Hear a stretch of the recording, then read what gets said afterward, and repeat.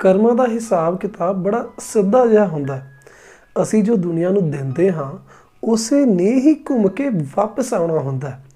ਪਰ ਅਕਸਰ ਹੀ ਆਪਾਂ ਭੁੱਲ ਜਾਂਦੇ ਹਾਂ ਕਿ ਕਿੱਕਰ ਬੀਜ ਕੇ ਅੰਗੂਰ ਹੱਥ ਨਹੀਂ ਜੇ ਆਉਣਗੇ। ਮਾੜਾ ਬੀਜਾਂਗੇ ਮਾੜੇ ਹੀ ਫਲ ਖਾਣੇ ਪੈਣਗੇ।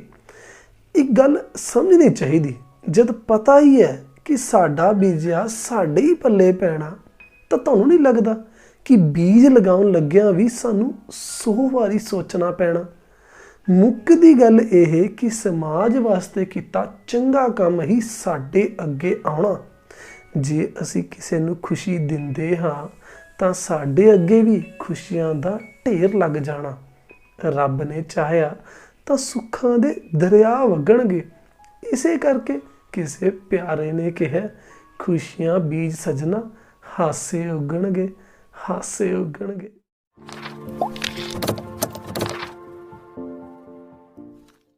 ਸਤਿ ਸ਼੍ਰੀ ਅਕਾਲ ਜੀ, ਮੇਰਾ ਨਾਮ ਹੈ ਜਸਪ੍ਰੀਤ ਸਿੰਘ ਤੇ ਤੁਸੀਂ ਦੇਖ ਰਹੇ ਹੋ Singh sons concept classes 2.0। I think 15 ਦਿਨ ਹੋ ਗਏ ਹੋਣੇ, ਪਤਾ ਨਹੀਂ ਤਾਂ 15 ਦਿਨ ਤਾਂ ਹੋ ਗਏ ਹੋਣੇ ਮੈਂ ਕੋਈ ਵੀਡੀਓ ਅਪਲੋਡ ਨਹੀਂ ਕੀਤੀ। ਤਬੀਅਤ ਥੋੜ੍ਹੀ ਜਿਹੀ ਵਿੱਚ ਕਾਫੀ ਜ਼ਿਆਦਾ ਡਾਊਨ ਹੋ ਗਈ ਸੀ, ਪਰ ਹੁਣ ਰੱਬ ਦੀ ਮਿਹਰ ਠੀਕ ਹਾਂ ਮੈਂ, ਅਤੇ ਆਪਾਂ ਹੁਣ ਵੀਡੀਓਜ਼ ਕੰਟੀਨਿਊ ਕਰਾਂਗੇ। ਕੁਛ ਮੈਂ ਬਿਜ਼ੀ ਵੀ ਚੱਲ ਰਿਹਾ ਸੀ ਕੁਛ ਤਬੀਅਤ ਕਰਕੇ, ਬਟ ਚਲੋ ਜੋ ਵੀ ਹੈ ਜਿੱਦਾਂ ਦਾ ਵੀ ਹੈ। ਅੱਛਾ ਜੀ, ਇੱਕ ਮੁਬਾਰਕਾਂ ਵਾਲੀ ਗੱਲ, ਆਪਣੇ ਚੈਨਲ ਉੱਤੇ 9000 ਤੋਂ ਜ਼ਿਆਦਾ ਸਬਸਕ੍ਰਾਈਬਰ ਹੋ ਚੁੱਕੇ ਨੇ। ਅਤੇ ਇੱਕ ਗੱਲ ਹੋਰ ਵੀ, ਬੜਾ ਰੌਲਾ ਬੱਚਿਆਂ ਨੇ ਪਾਇਆ ਸੀ, ਸਰ ਜੀ ਪੇਪਰ ਅਪਲੋਡ ਕਰ ਦਿਓ। ਆਈ ਥਿੰਕ ਮੈਂ ਪਿਛਲੇ 400-500 ਕਮੈਂਟ ਤਾਂ ਪੜ੍ਹੀ ਨਹੀਂ ਹੈਗੇ, ਸੱਚੀ ਦੱਸਾਂ ਤਾਂ। ਨਹੀਂ, ਮੇਰੀ ਆਦਤ ਹੁੰਦੀ ਹੈ ਕਿ ਮੈਂ ਕਮੈਂਟ ਜ਼ਰੂਰ ਰੀਡ ਕਰਦਾ ਅਤੇ ਮੈਂ ਰਿਪਲਾਈ ਜ਼ਰੂਰ ਕਰਦਾ ਹੁੰਦਾ, ਪਰ ਪਿਛਲੀਆਂ ਕੁਛ ਵੀਡੀਓਜ਼ ਉੱਤੇ ਕਮੈਂਟ ਲਗਭਗ ਇੱਕੋ ਜਿਹੇ ਆ ਰਹੇ ਸੀ, ਪੇਪਰ ਪਾ ਦਿਓ, ਪੇਪਰ ਪਾ ਦਿਓ, ਪੇਪਰ ਪਾ ਦਿਓ, ਪੇਪਰ ਪਾ ਦਿਓ। ਮੈਂ ਪੜ੍ਹ ਦੁਖੀ ਹੋ ਗਿਆ, ਅਤੇ ਇਸ ਕਰਕੇ ਮੈਨੇ ਦੇਖੋ, ਅਗਰ ਜਿੰਨੀ ਕੁ ਸਾਡੇ ਵੱਲੋਂ ਹੈਲਪ ਹੋ ਸਕਦੀ ਹੋਈ ਤਾਂ ਮੈਂ ਜ਼ਰੂਰ ਕਰਾਂਗਾ। ਬਾਕੀ ਆ ਪੇਪਰ ਪਾਉਣ ਵਾਲਾ ਪੰਗਾ ਬਹੁਤ ਜ਼ਿਆਦਾ ਇਸ ਵਾਰੀ ਵੱਧ ਗਿਆ ਸੀਗਾ। ਚਲੋ ਹੁਣ ਫਾਈਨਲ ਵੱਲ ਤਾਂ ਵੈਸੇ ਵੀ ਨਹੀਂ ਪਾਏ ਜਾ ਸਕਦੇ, ਕਿਉਂਕਿ ਉਹ ਪ੍ਰੀ ਬੋਰਡ ਤੱਕ ਹੀ ਲਿਮਿਟਡ ਸੀ ਉਸਦਾ, ਕਿ ਉਹ ਉੱਪਰੋਂ ਇਸ ਤਰੀਕੇ ਨਾਲ ਆਉਂਦੇ ਪਏ ਸੀ ਕਿ ਉਹ ਲੀਕ ਹੋ ਜਾਂਦੇ ਸੀਗੇ। ਪਰ ਫਿਲਹਾਲ ਹੁਣ ਐਸਾ ਕੋਈ ਸੀਨ ਹੀ ਨਹੀਂ ਹੈਗਾ ਕਿ ਫਾਈਨਲ ਵਾਲੇ ਪੇਪਰ ਤਾਂ ਤੁਹਾਨੂੰ ਪਤਾ ਲੀਕ ਹੋ ਹੀ ਨਹੀਂ ਸਕਦੇ, ਉਹ ਪ੍ਰਿੰਟ ਹੋ ਕੇ ਪਿੱਛੋਂ ਆਉਂਦੇ ਨੇ। ਇਹ ਨਹੀਂ ਹੈ ਕਿ ਸੌਫਟ ਕਾਪੀਜ਼ ਪਹਿਲਾਂ ਕਿਸੇ ਟੀਚਰਸ ਕੋਲ ਆਉਣਗੀਆਂ ਫਿਰ ਅੱਗੇ ਉਹ ਪ੍ਰਿੰਟ ਕਰਾਉਂਦੇ ਫਿਰਨਗੇ, ਐਸਾ ਕੋਈ ਸੀਨ ਨਹੀਂ ਹੈਗਾ। ਉਹ ਪ੍ਰਿੰਟ ਹੋ ਕੇ ਆਉਣਗੀਆਂ ਤਾਂ ਪੇਪਰ ਲੀਕ ਹੋਣ ਦੇ ਕੋਈ ਚਾਂਸ ਹੀ ਨਹੀਂ ਬਣਦੇ। ਚਲੋ ਵਧੀਆ ਵੀ ਹੈ, ਆਪਦੀ ਮਿਹਨਤ ਕਰੋ। ਹੁਣ ਜਿੰਨੀ ਕਿ ਤੁਹਾਡੀ ਹੈਲਪ ਹੋ ਸਕਦੀ ਸੀ ਆਪਾਂ ਕੀਤੀ, ਬਾਕੀ ਚਲੋ ਜੋ ਵੀ ਹੈ। ਹੁਣ ਮੁੱਕਦੀ ਗੱਲ, 10ਵੀਂ ਕਲਾਸ ਮੈਥਸ ਵਿੱਚੋਂ ਆਪਾਂ ਅੱਜ ਕੰਟੀਨਿਊ ਕਰਨ ਲੱਗੇ ਹਾਂ, ਚੈਪਟਰ ਨੰਬਰ 9। ਪਿਛਲੀਆਂ 8 ਵੀਡੀਓਜ਼ ਪਈਆਂ ਸੀਗੀਆਂ 1 ਮਾਰਕ ਕੁਐਸਚਨਸ ਦੀਆਂ। ਪਹਿਲੀ ਗੱਲ ਮੈਂ ਦੱਸ ਦੇਵਾਂ, 9ਵੇਂ ਚੈਪਟਰ 'ਚੋਂ 1 ਨੰਬਰ ਦਾ ਕੁਐਸਚਨ ਵੈਸੇ ਤਾਂ ਨਹੀਂ ਆਉਂਦਾ, ਸੱਚਾਈ ਇਹ ਹੈ। ਬਟ ਫਿਰ ਵੀ ਕਿਤੇ ਮਾੜਾ ਨਜ਼ਰ ਆਉਂਦਾ, ਮਾੜਾ ਮਤਲਬ ਰੇਅਰ। ਅਤੇ ਮੈਂ ਚਾਹੁੰਦਾ ਸੀ ਕਿ ਉਹ ਜਿਹੜਾ ਮਾੜਾ ਵੀ ਨਜ਼ਰ ਆਉਂਦਾ ਹੈ ਉਹਨੂੰ ਦੇਖ ਕੇ ਬੱਚੇ ਐਂ ਨਾ ਕਹਿਣ ਵੀ ਯਾਰ ਇਹ ਤਾਂ ਕਦੇ ਕੀਤਾ ਨਹੀਂ। ਕਿਉਂਕਿ ਅਗਰ ਤੁਸੀਂ ਬੁੱਕ ਵੀ ਦੇਖੋਗੇ ਨਾ, NCERT ਜਿਹੜੀ ਤੁਹਾਡੇ ਹੱਥ 'ਚ ਬੁੱਕ ਹੋਏਗੀ, ਉਹਦੇ ਵਿੱਚ ਕੋਈ ਐਸਾ ਕੁਐਸਚਨ ਤਾਂ ਹੈ ਹੀ ਨਹੀਂ ਹੈਗਾ ਵੀ ਇੰਨਾ ਛੋਟਾ ਹੋਵੇ ਕਿ ਉਹ 1 ਨੰਬਰ 'ਚ ਆ ਜਾਵੇ। ਬਾਕੀ ਚਲੋ ਮੈਂ ਕੋਸ਼ਿਸ਼ ਕਰੂੰਗਾ ਕੁਛ ਐਸੇ ਕੁਐਸਚਨਸ ਕਰਵਾਊਂਗਾ ਜ਼ਰੂਰ ਜੋ ਸੀਰੀਅਸਲੀ ਛੋਟੇ ਨੇ। ਜਿਵੇਂ ਕਿ ਆ ਪਹਿਲਾ ਕੁਐਸਚਨ ਹੈ, ਇਨ ਟ੍ਰਾਇੰਗਲ ABC, AB √3 ਹੈ, BC 1 ਹੈ, ਅਤੇ ਨਾਲ ਮੈਂ ਇਹ ਵੀ ਲਿਖਣਾ ਭੁੱਲ ਗਿਆ, ਐਂਡ ਐਂਗਲ B 90 ਡਿਗਰੀ ਹੈ। Find angle C। ਦੇਖੋ ਕੀ ਕਹਿ ਰਹੇ ਨੇ, ਆਹ ਹਾਲ ਨੇ, AB ਅਤੇ BC ਦਿੱਤੇ ਪਏ ਨੇ, ਐਂਗਲ C ਪਤਾ ਕਰਨਾ, ਐਂਗਲ B 90 ਹੈ। ਬਸ ਪੰਜਾਬੀ ਤੁਹਾਨੂੰ ਪਤਾ ਲੱਗ ਗਿਆ ਹੋਣਾ। ਆਪਾਂ ਟ੍ਰਾਇੰਗਲ ਬਣਾਈਏ ਪਹਿਲੀ ਗੱਲ ਤਾਂ, ਅਤੇ ਉਹ ਖੁਦ ਕਹਿ ਰਹੇ ਨੇ ਕਿ 90 ਹੈਗਾ, ਤਾਂ ਫਿਰ ਇਸ ਹਿਸਾਬ ਨਾਲ ਆਪਾਂ ਤ੍ਰਿਭੁਜ ਬਣਾਵਾਂਗੇ ਕਿ ਇੱਥੇ 90 ਹੈਗਾ। 90 ਕਿੱਥੇ ਹੈ? B 'ਤੇ। ਹੁਣ B ਇੱਥੇ ਬਣਾ ਲਿਆ ਤੁਸੀਂ A ਅਤੇ C ਦੀ ਟੈਨਸ਼ਨ ਜ਼ਿਆਦਾ ਨਹੀਂ ਲੈਣੀ। ਮੁੱਕਦੀ ਗੱਲ, ਹਾਂ ਇਹ ਜ਼ਰੂਰ ਕਰ ਸਕਦੇ ਹੋ ਕਿ ਐਂਗਲ C ਪਤਾ ਕਰਨਾ ਨਾ, ਤਾਂ ਐਂਗਲ C ਨੂੰ ਨੀਚੇ ਰੱਖਿਓ, ਨੀਚੇ। ਆਪਣੇ ਕੋਲ ਚੁਆਇਸ ਸੀ, B ਤਾਂ ਪੱਕਾ ਇੱਥੇ ਹੀ ਹੈ, 90 ਹੈ। ਤੁਸੀਂ C ਨੂੰ ਉੱਪਰ ਵੀ ਰੱਖ ਸਕਦੇ ਸੀ, ਬਟ ਉਹਨਾਂ ਨੇ ਕੁਐਸਚਨ ਪੁੱਛਿਆ ਕਿ C ਪਤਾ ਕਰੋ, ਤਾਂ ਰეკਮੈਂਡੇਸ਼ਨ ਹੈ ਕਿ C ਨੀਚੇ ਰੱਖੋ, ਤਾਂ ਕੁਐਸਚਨ ਆਰਾਮ ਨਾਲ ਪਿਆਰ ਨਾਲ ਨਿਕਲੇਗਾ। ਕਰਨਾ ਕਿਵੇਂ ਹੈ, ਥੋੜ੍ਹੀ ਜਿਹੀ ਵੈਲਿਊ ਪੁੱਟ ਕਰਦਾ ਫਿਗਰ ਦੇ ਵਿੱਚ, ਤਾਂ ਗੱਲ ਵਧੀਆ ਸਮਝ ਆਏਗੀ। AB √3 ਹੈ, आ लिखता, BC 1 है लिख दिता, तो बस इन्नी गल लिखी उन्होंने, कहते एंगल सी पता करो। हुण इहदा की हिसाब होया, इहनू लिंक करांगे ट्रिग्नोमैट्री दे नाल। किवें? AB ते BC, देखो आह क्या चीज़ है, परपेंडिकुलर है जिन्हों आप लंब कहने हैं, आह बेस है जिन्हों आप आधार कहने हैं। फार्मूले सच, हाँ 9वां चैप्टर सम एप्लीकेशन ऑफ ट्रिग्नोमैट्री है, त्रिकोणमिति दे जिहड़े कुछ उपयोग ने। ये जिहड़ा चैप्टर है इहदे विच ट्रिग्नोमैट्री टेबल यूज़ होंदा है, मेनली टेबल यूज़ बहुत ज़्यादा होंदा है। सब तो ज़्यादा इंपोर्टेंट वैल्यू tan दी है, सब तो ज़्यादा इंपोर्टेंट tan दी वैल्यूज़ ने, मतलब tan 30, tan 45 दी, tan 60 दी, ठीक है। वैल्यूज़ याद ने, ਇਹਦੀ ਹੁੰਦੀ ਸੀ 1/√3, ਇਹਦੀ ਹੁੰਦੀ ਸੀ √3/1, सॉरी ਇਹਦੀ ਹੁੰਦੀ ਸੀ 1, ਇਹਦੀ ਹੁੰਦੀ ਸੀ √3/1। तो मैं क्यों कह रहा कि tan ਦੀ ही वैल्यूज़ ज़्यादा इंपोर्टेंट ने, साइन कोस घट इंपोर्टेंट ने, याद रख लियो भी, बट वो घट इंपोर्टेंट ने। ਉਹਦੇ ਪਿੱਛੇ मैं कारण दसदा, मोटा कारण।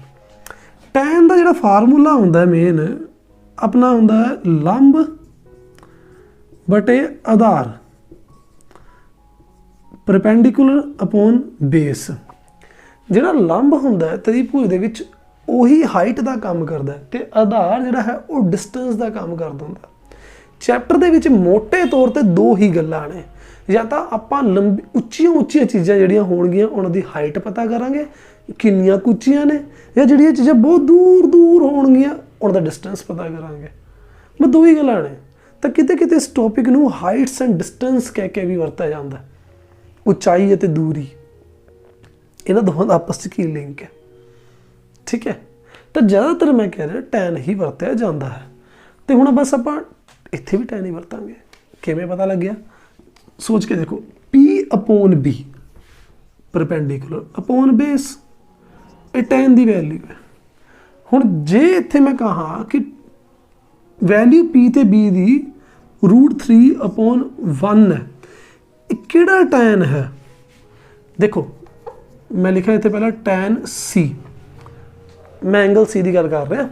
हूँ tan C की वैल्यू P/B है, √3/1 लिखता मैंने, ठीक है, परपेंडिकुलर अपॉन बेस। ये √3/1 कि tan की वैल्यू है 60 दी, वेरी गुड। तो बस सो C = 60 डिग्री आ गया। इन्ना का क्वेश्चन है, बस इन्ना का। आसान सी ना, आसान सी। तुम थोड़े होर मैं पंगे लेके दिखाना इसे क्वेश्चन विच। मन के चलो जे इदा हुंदा, एक हुंदा इत्थे √3 हुंदा, तो की हिसाब हुंदा? देखो, तो मैं वैल्यू पुट करदा ऊपर 1 नीचे √3, तो किहड़े tan का मुल 1/√3 हुंदा भाई? 30 का। तो इत्थे C की वैल्यू 30 आ जाती। समझ आ गया? तो गम बस इन्ना क्या है। ये हुण तुहानूं मैं सिर्फ यही एग्जाम्पल देती है, किते हाइपोटेन्यूज हो सकता देता होवे, कदे बेस दे नाल मतलब परपेंडिकुलर हाइपोटेन्यूज दिता होवे, कई बार बेस नाल हाइपोटेन्यूज दिता होवे, कुछ भी देन तुसीं ट्रिग्नोमेट्रिक रेशियोज इत्थे वरतोगे तो मिनट च आंसर कढ दोगे। चलो तुहानूं मैं एक होर एग्जाम्पल भी दे देना। सपोज करो एक क्वेश्चन होर मैं कर लवां,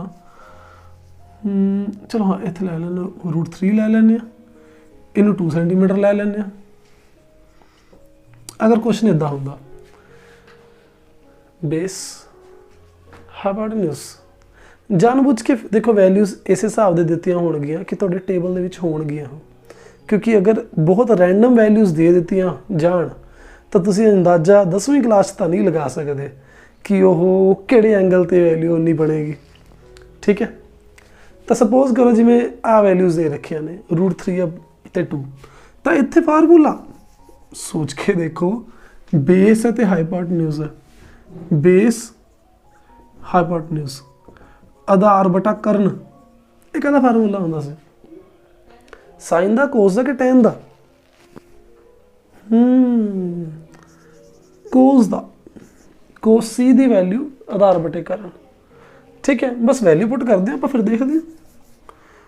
कोस सी बारे हले कुछ नहीं मैंने पता भी एंगल केड़ा होएगा भाई, ठीक है। और एक निशान लगा देने।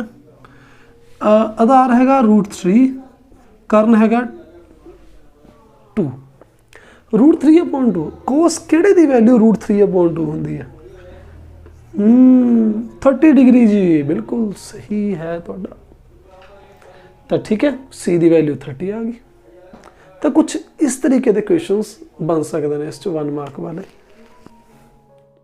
मैं सोचा होर तुहानूं दस्सां कि इस दे विचों छोटे छोटे क्वेश्चंस मतलब इस तरीके के किहो जिहे बन सकते हैं, छोटे छोटे। सपोज करो ट्रायंगल है, एक साइड दे रखी है, तो कोई मतलब इन्होंने कोण दे रखे, नीचे बेस एंगल दे रखे, ऊपर वाली 2 साइड्स चों कोई भी साइड एक पूछ सकते हैं, कुछ भी पूछ ले। सपोज करो लिखा हुआ फाइंड ए बी कड्डो, तो किवें कड्डांगे? मैथड बिल्कुल सिंपल है, दिमाग ते बोझ बिल्कुल नहीं पाना। अपने कोल जिहड़े ट्रिग्नोमेट्रिक रेशोज़ ने, ठीक है, 6 ने जी। तो मैं कह रहा सी 6 रेशोज़ ने, पर आप गल देखो, अपन नूं टेंशन सिर्फ इसदी है, 3 नाल अपना काम सर जाएगा। Sine cos tan, perpendicular hypotenuse, base hypotenuse, perpendicular base. Punjabi याद है? लो अंब लो, किलो किलो अंब, ठीक है। पिछली बार मैंने कोई कहता सी सर जी पंजाबी करा दिया करो, अंग्रेजी कानूं विच फसाई जाने हो। ਇਹੋ ਜਿਹੇ भी सीगे, सर जी अंग्रेजी करा दिया करो, पंजाबी कानूं विच फसाई जाने हो। बाईलिंगुअल हो यार, फिर किहड़ी खास गल है। पंजाबी वाले अंग्रेजी सीखे जान, अंग्रेजी वाले पंजाबी सीखे जान, माड़ी गल तो नहीं, दोहां दे काम आ जाओ। चलो तो गल की, जो चीज़ दिती पई है वो तो छाल मारो, तो जो पता करना है एक वो तो छाल मार लो बस। जो दिता होया आधार बेस, जो पता करना है परपेंडिकुलर लंब, तो तुसी हुण ऐसा देखना है, ऐसी रेशो देखनी है जिहदे विच लंब ते आधार होवे। लंब ते आधार दी रेशो किहड़ी है? परपेंडिकुलर ते बेस दी रेशो। मिल गई, पी ते बी आई है। तो बस टैन एंगल चक्को 30 डिग्री, लंब ते बटे आधार परपेंडिकुलर अपॉन बेस।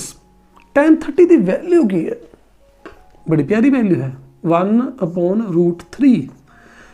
टेबल वाली वीडियो शायद मैं बनाई हुई है, जे बनाई हुई तो मैं तुम्हें जरूर सेंड कर दूँ। हाँ मैं बनाई हुई है, मेरे पक्का पता है। हाँ तुम उत्थे Singh Sons concept classes trigonometry table कुछ ऐसा लिख के सर्च मार लियो। बाकी मैं कोशिश करूँगा नीचे मैं तुम्हें लिंक दे सका। परपेंडिकुलर इत्थे ए बी, बेस अपना वर्गमूल 3 ही है। क्रॉस मल्टीप्लाई करो भाई, ए बी इंटू √3, वर्गमूल 3 एक ना कितने वर्गमूल 3 आ गया, ए बी बराबर आ गया वर्गमूल 3। आ गुणा हो रहा है, इधर आके डिवाइड होगी, कटिया गया 1 सेंटीमीटर आंसर। बस देखो ये 1 मार्क का क्वेश्चन बन सकता है, बिल्कुल प्यार ना बन सकता। इस तरीके ना सपोज करो ए बी की जगह तो करो ए सी पूछ लेंदे, तो फिर तुसी की करदे? सपोज करो उन्होंने क्या होंदा फाइंड ए सी, भी भाई ए सी दसो। तो हुण ए सी देखो आप गल करदे आधार बेस ते हाइपोटेन्यूज बारे, मतलब आधार ते करन लेंदे। आधार ते करन कित्थे ने? मिल गए। आप कोस चकदे, कोस 30 डिग्री, बेस अपॉन हाइपोटेन्यूज आधार बटे करन।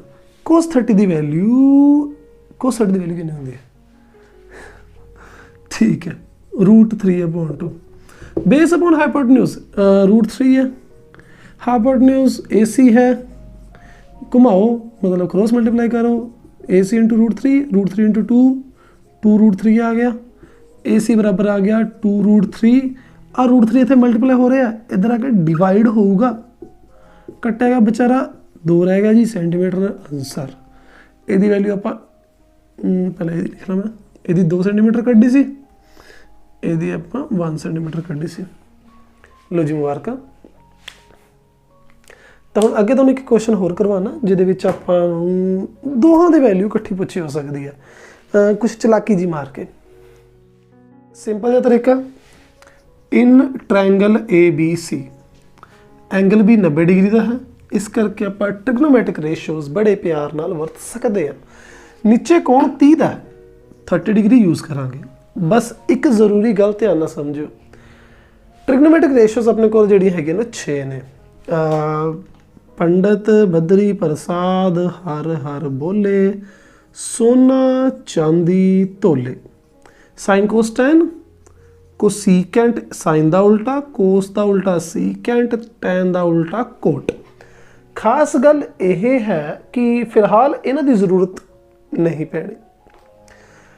ਆਪਣੇ ਕੋਲ ਆਹੀ 3 ਬਹੁਤ ਨੇ ਵਰਤਣ ਵਾਸਤੇ।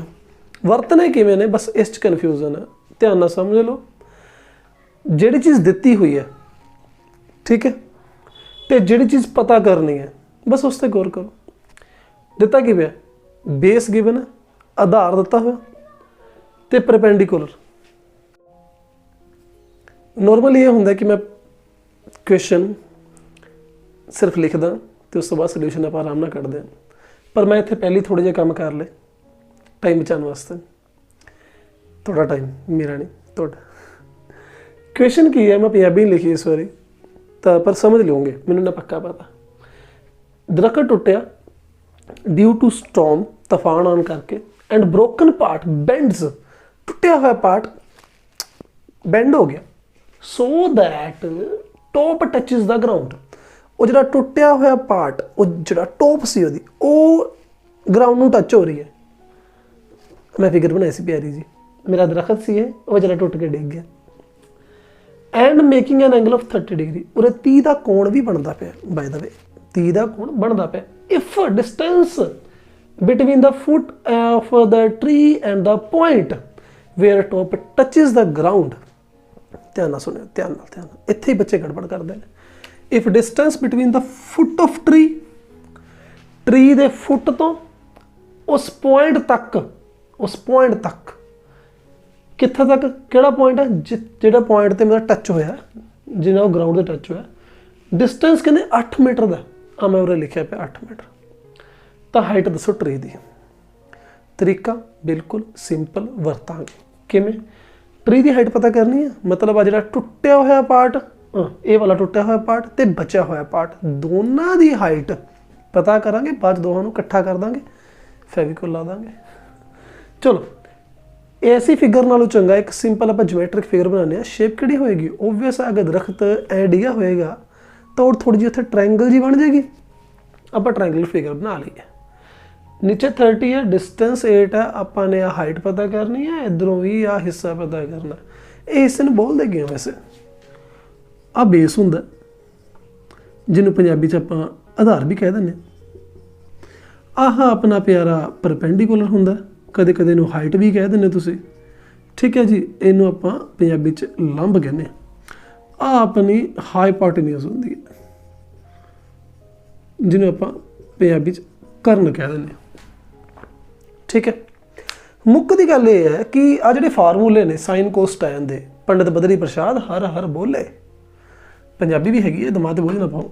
ਲੋ ਅੰਬ ਲੋ, ਕਿਲੋ ਕਿਲੋ ਅੰਬ, ਸਾਈਨ ਕੋਸ ਟੈਨ। ਆਰਾਮ ਨਾਲ ਸਮਝਿਓ, 9ਵਾਂ ਚੈਪਟਰ ਕਾफ़ी ज़्यादा आसान है। लगभग ਵੀਕ ਤੋਂ ਵੀਕ ਸਟੂਡੈਂਟ ਵੀ ਇਸ ਕੁਐਸਚਨ, ਮਤਲਬ ਇਸ ਜਿਹੜਾ ਟੌਪਿਕ 'ਚ ਜਿਹੜਾ ਕੁਐਸਚਨ ਆਉਂਦਾ ਉਹਦਾ ਠੀਕ ਹੋ ਜਾਂਦਾ ਸੱਚੀ ਮੁੱਚੀ। ਇਸ ਕੁਐਸਚਨ ਨੂੰ ਲਗਭਗ ਸਾਰੇ ਹੀ ਬੱਚੇ ਅਟੈਂਪਟ ਕਰ ਲੈਂਦੇ ਨੇ। ਕੋਈ ਇੱਕ ਅੱਧਾ ਬੱਚਾ ਕੋਈ ਬੇਭਾਗੀ ਹੁੰਦੀ ਹੈ ਵੀ ਗਲਤ ਹੋ ਜਾਂਦਾ ਵਿਚਾਰੇ ਤੋਂ, ਪਰ ਲਗਭਗ ਸਾਰੇ ਬੱਚਿਆਂ ਦਾ ਕੁਐਸਚਨ ਠੀਕ ਹੁੰਦਾ ਕਿਉਂਕਿ ਇਹ ਸੌਖਾ ਮੰਨਿਆ ਜਾਂਦਾ। ਕੰਮ ਕੀ? ਜਿਹੜੀ ਚੀਜ਼ ਦਿੱਤੀ ਹੋਈ ਹੈ ਤੇ ਜਿਹੜੀ ਚੀਜ਼ ਪਤਾ ਕਰਨੀ ਹੈ, ਬਸ ਉਹਨੂੰ ਫੜ ਲਓ। ਬੇਸ ਪਰਪੈਂਡੀਕੂਲਰ, ਤੁਹਾਡਾ ਕੰਮ ਪਰਪੈਂਡੀਕੂਲਰ ਤੋਂ ਹੈ, ਬੇਸ ਤੋਂ ਹੈ। ਇੱਕ ਬੇਸ ਦਿੱਤਾ ਹੋਇਆ, ਪਰਪੈਂਡੀਕੂਲਰ ਪਤਾ ਕਰਨਾ, ਬਸ ਇਸ ਤੋਂ ਕੰਮ ਹੈ ਤੁਹਾਨੂੰ। ਲੰਬ ਤੇ ਆਧਾਰ ਤੋਂ, ਹੁਣ ਲੰਬ ਤੇ ਆਧਾਰ ਕਿਹੜੇ ਫਾਰਮੂਲੇ 'ਚ ਆਉਂਦੇ ਨੇ? ਮਿਲ ਗਏ? ਟੈਨ 'ਚ ਆਉਂਦੇ ਨੇ, ਪਰਪੈਂਡੀਕੂਲਰ ਤੇ ਪਰਪੈਂਡੀਕੂਲਰ ਤੇ ਬੇਸ, ਠੀਕ ਹੈ ਨਾ। ਤਾਂ ਆਪਾਂ ਇੱਥੇ ਇਨ ਟ੍ਰਾਇੰਗਲ ABC ਲਿਖ ਕੇ, ਐਂਗਲ ਵੀ 90 ਲਿਖ ਕੇ ਯੂਜ਼ ਕਰਾਂਗੇ tan 30 degree is equal to formula P/B लंब बटे आधार। वैल्यू पुट करते हैं tan 30 की वैल्यू, जिन्होंने ट्रिगोनोमेट्रिक टेबल चंगी तरह आता है मुबारक। मैं पिछली शायद वीडियो करवाया भी सीगा। ਇਹਦੀ वैल्यू होंगी है 1/√3। लंब की वैल्यू इत्थे आपां ने पता करनी है, AB छड़ देने लिख के, आधार अपने को 8 है। क्रॉस मल्टीप्लाई करोगे तो तुहानूं पता लगेगा 8 इत्थे आके डिवाइड हो गया, सॉरी क्रॉस मल्टीप्लाई कर लेना सिंपल है। AB नूं वर्गमूल 3 नाल 8 × 8, AB की वैल्यू आ गई, आ वर्गमूल 3 इत्थे गुणा हो रहे, इधर आके वंड होएगी डिवाइड होएगा, इन्ना आ गई जी AB। ठीक है, इन्हें लिख के छड़ देने। फिर हुण दोबारा पंगा लवांगे किवें, आ पता कर लिया जिहड़ा टुट्टिया होया हिस्सा सी उहदी वैल्यू भी कढनी है, ते उहदी वैल्यू कढण वास्ते भी आपां हुण ये दोनों आपां इकट्ठे करांगे, आधार अते कर्ण, बेस ते हाइपोटेन्यूज। किहड़ा फार्मूला आ वाला जी, cos 30 base upon hypotenuse. Base अपने को 8 है, हाइपोटेन्यूज हैगा AC पता कर लेने। cos 30 की वैल्यू कितनी होंगी, बिल्कुल सही गल है, वर्गमूल 3/2। क्रॉस मल्टीप्लाई करो, ये अपने को आ गया जी AC √3, A2 16, AC आ गई 16/√3। इतने मीटर पा लिए, इतने मीटर पा लिए। क्वेश्चन लगभग पूरा हो गया, बट एक चीज़ कम रह गई। देखो आ हिस्सा सी जिहड़ा बच गया, टुटिया नहीं मतलब हैगा जो टिकिया रह गया, आ हिस्सा सी जिहड़ा दरखत दा टुटिया होया है। हुण दोनों इकट्ठा करके हाइट लिखनी है, that will be our answer. वही अपना आंसर होएगा। तो इत्थे लिखांगे हाइट ऑफ ट्री मतलब दरखत दी उचाई, ਇਹਦਾ ਤੇ ਇਹਦਾ प्लस 8/√3 प्लस 16/√3। इन्हें जो प्लस करोगे नीचे सेम है, तो फिर ऊपर भी सेम प्यार ना प्लस हो जाएंगे। 8 ते 16 24/√3। तो कुछ हिम्मती बच्चे होंगे ने जिन्होंने 9वीं क्लास वाली गल्लां याद होणगियां। रैशनलाइज करना, प्रमेयीकरण बोलते थे 9th क्लास च, आप करते सी ना। नीचे √3 नूं आपां खत्म कर सकते हैं √3 नाल ही मल्टीप्लाई करके, पर कल्ले √3 नाल नहीं, √3/√3 नाल मल्टीप्लाई करके। ये लिखण नाल ओवरऑल इफेक्ट नहीं पाएगा, क्योंकि आपस कट जाएंगे तो गल उही रह जूगी, बट एक फायदा होएगा। √3 बनूगा कि कल्ला 3 24√3 वो नाल लग जाएगा। एक मिनट, तुहानूं नज़र आ रहा है पता नहीं शायद, हाँ 3 इत्थे लिख देवां मैं, ऊपर 24/3 ये कट्टा जाएगा, 3 × 8 = 24। आंसर आ गया जी 8/3 मीटर। खत्म कहानी। ठीक है।